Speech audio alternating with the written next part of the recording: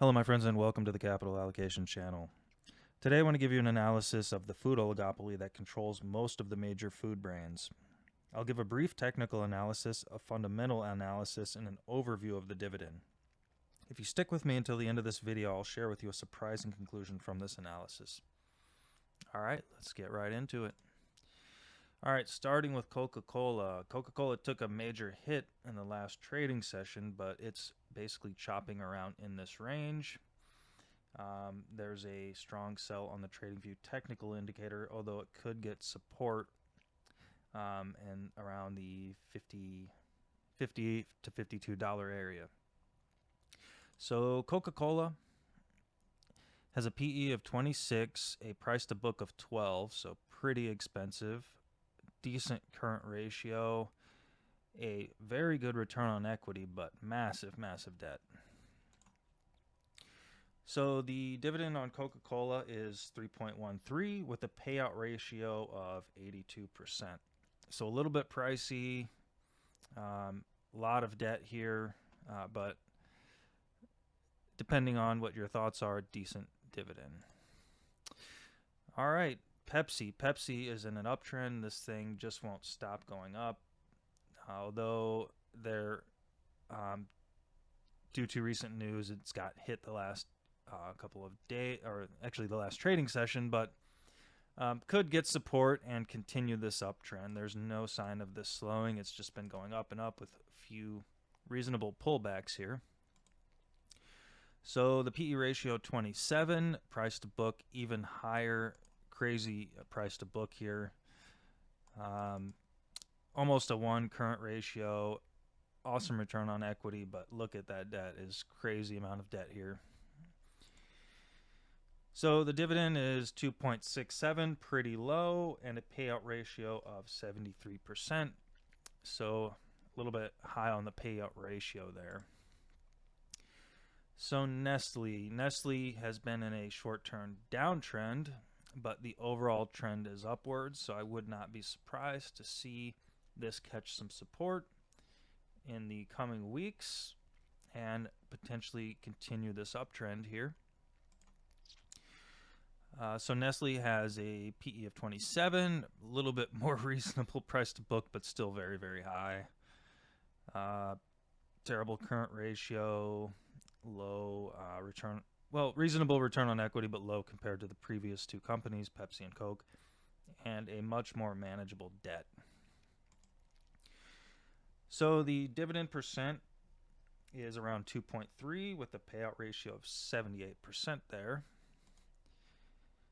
Okay, Unilever. Unilever has been in a downtrend recently, although surprisingly it didn't get hit on the last trading session like the other companies, and actually there's a lot of volume coming in. So this is interesting, but I never try and personally take a position until there is a clear reversal. So we're still in a downtrend, a little bit dangerous territory. But if one would be patient and wait for a clear reversal, that could be an opportunity now that this price has gone down.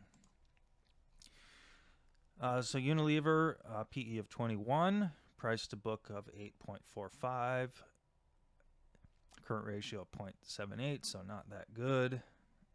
Very good return on equity and very high debt. So the dividend is 3.87 on Unilever, 68% payout ratio. So that's fairly decent. General Mills around the top of a trading range here, kind of chopping around. The fact that it's at the top of this range could signal a little bit of danger. The momentum is slowing here. Although if we broke out above around the $64 to $65 range, that could be suggestive of more upside. So again, at a resistance level, and I would like to see a pullback and see what this thing does. As for the fundamentals, PE of 16, price to book of 4. Awful current ratio, 0.7. Return on equity, 26%. That's okay. And again, if you notice, these companies essentially all have pretty high debt. So the dividend yield, 3.25. That's a 54% payout ratio, so definitely stable dividend here. So that is good. Kellogg's, as for the technicals, this thing is in a downtrend. So it's at the top of the range here. Although there is a strong buy, I'm not so convinced of that. I would like to see this really break above and have a clear higher low here before I was convinced that this downtrend would be in a reversal. So I think this is something maybe to be patient with, wait for it to go to the bottom of the range and have a clear reversal with a clear higher low. For the fundamentals, PE of 17, price to book of 6.88, awful current ratio 0.66, very good return on equity, and very, very high debt. So again, you see these companies really high price to book and a lot of debt in general, although they are making pretty good returns on equity. So the dividend, 3.65. That is a 63% payout ratio, so that's not too bad in that respect. So Associated British Foods, this is a company I was not familiar with compared to the other companies on the list. So this has been in a downtrend for the last several weeks. It looks like, yeah, we still in a downtrend. So this is still at the top of that range of the triangle we're making here. So it does look like we're going lower. Probably not the best time for an entry, and you have a crossover on the MACD, so suggesting we could be going lower on this stock. So for the fundamentals, PE of 30, so very high there, but the price to book finally in a more reasonable range. Current ratio of 1.86, so that's great. A lower return on equity here and reasonable debt. So overall, lower return on equity, so maybe that's why the price to book is so much lower.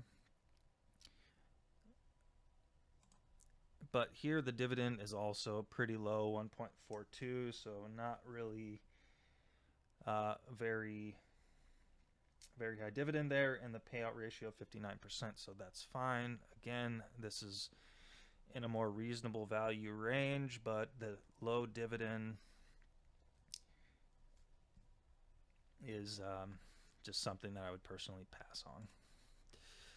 Mondelez. So again, we've got a crossover on the MACD here. This thing's pulling back at the moment. So yeah, I think with this, looks like one would have to be patient. It's got to sell on the trading view technical indicators, so probably not the best time for an entry on this one. So PE of 19, price to book of 3. Again, terrible current ratio, 0.66. Double-digit return on equity and a little bit more manageable debt. So the dividend here, again, a little bit lower, 2.32. That's a 41% payout ratio, so a little more room to grow that dividend and reasonably manageable debt. This bothers me a bit, but other than that, it's not too horrible. But again, the dividend is a little bit low here. So Dannon has pulled back quite a bit here. Still definitely in a downtrend. We've got a strong sell crossover on the MACD. So this thing probably will continue lower. Although if you're patient, that could potentially be an opportunity. So Dannon, PE of 16, price to book of 2.16. So this is more in a reasonable range here. Decent current ratio above 1. Double-digit return on equity, not as high as some of the other, but not too horrible. And a debt to equity of 100%. So the dividend on Dannon is 3.8% with the payout ratio of 50%. So the surprising conclusion I got here, it does appear that Dannon is the best value here. It's got one of the higher dividends, payout ratio of 50%. The price to book is 2 rather than some of these other like Coke and Pepsi up in 12 to 14 price to book range. And decent current ratio, manageable debt. So Dannon seems to be decent value here, at least as compared to the other food companies. That could be because of the perceived dominance of other product lines such as Pepsi and Nestle. But still, the numbers don't lie. And this does seem to be the best value of the companies here. So thank you all for watching. I hope this helped. If you found any value in this, please give me a thumbs up. Consider subscribing. I'm going to try to do a series of other industries, big oil, big pharma, and look at their dividends, their debt, and kind of where the opportunities lie as far as the dividends go. So again, thank you for watching. Take care, everyone, and I will see you in the next one.